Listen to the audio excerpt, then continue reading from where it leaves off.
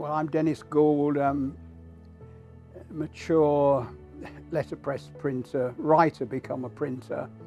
I've been involved with books most of my life and putting on poetry and jazz, poetry and folk music events, and generally involved in pamphleteering and publishing and book selling, and latterly in letterpress printing. I mean, I grew up like most people in a sort of council house in Burton-on-Trent.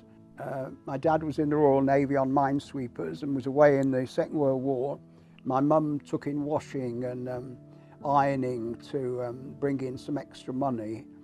And there were actually kids in our avenue without shoes. It sounds ridiculous now, but I do remember one family, there were 10 children, and when they went to school, they walked to school without shoes. They were the exception. I mean, most people did have shoes in the 1940s, but there was very little money. This is some children's blues. Some children live in a home of their own, and some children live in no home, and some children live in children's homes, and some children's homes are no home at all. Some children eat garlic bread, some children eat rye, some children eat no bread at all. Some children eat no bread at all. Some children play music, some children play the fool, some children play football, some children play pool, some children play piano, some children play violin, some children play cello, and some children play sax and mandolin. Some children live in a home of their own, and some children live in children's homes, and some children's homes are no home at all. And when I came to Stroud, I went to a local printer, Evergreen Press, John Grice, and he printed a postcard poem for me. And he said, would I like to have a go and do it myself, because he was too busy. He had 2 cases of type, Times Roman, 12-point, 10-point Times Roman, and a compositor's stick. You put the individual letters into the stick, hold it at a 45-degree angle, and build up line by line.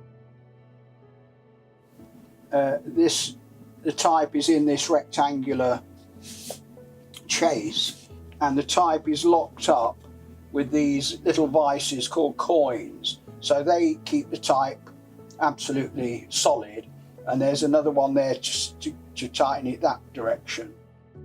And he said, well, have a go. So I did, and it took me 7 hours to set 14 lines because I kept dropping the individual letters. Anyway, I did it, and I printed about 150 copies, and I guess I got hooked on it. And although I'd been around print shops, you know, until you actually have a go at a craft, you don't realise how simple it is. But of course, it's the experience, the practice that makes perfect.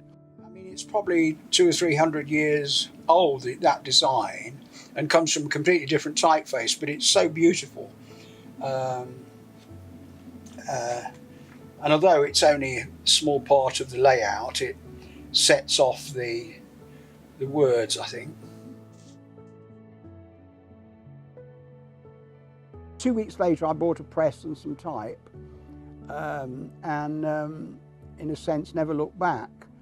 But the joy was for me, being a writer, I was doing the whole job, you know, from the writing to the printing and the publishing, as it were.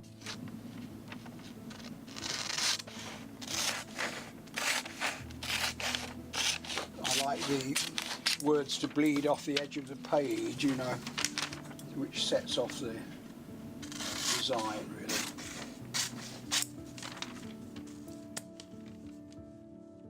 When you're beginning, you're very much working with other people's ideas as well as your own, and trying to find your very own voice. And often it's a process of unlearning, you know, unlearning what one has learnt at school or college or through study, and finding your own voice.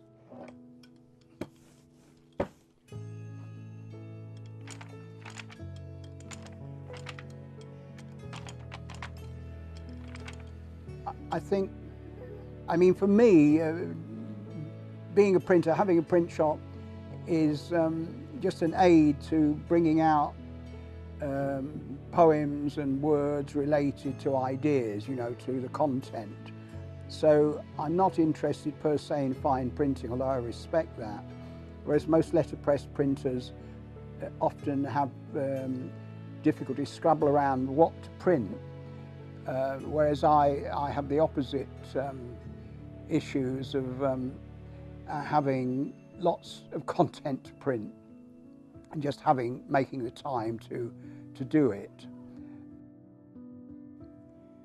Sounds of the blues echoing thoughts, street music, street musicians playing sax and accordion, the smell of rosemary and the taste of garlic, and the death of the military machine, and the birth of the child and the rebirth of wonder, and the death of the security machine, and the games of chance and the games of chess and the games of love and the games of lust, and meetings of new lovers and old friends, leaving of children and parents, and the celebration of birth and death and grandparents, and the celebration of poems and poets, and the voices of the heart and the spirit of the mind, and the silent song of the soul, and the dervish dance of the body, and the desire to rock and roll, and music and books by the bed, and restlessness of the intellect, and madness and insanity rule, mutual aid and the fool, ideas and imagination. Ideas and imagination.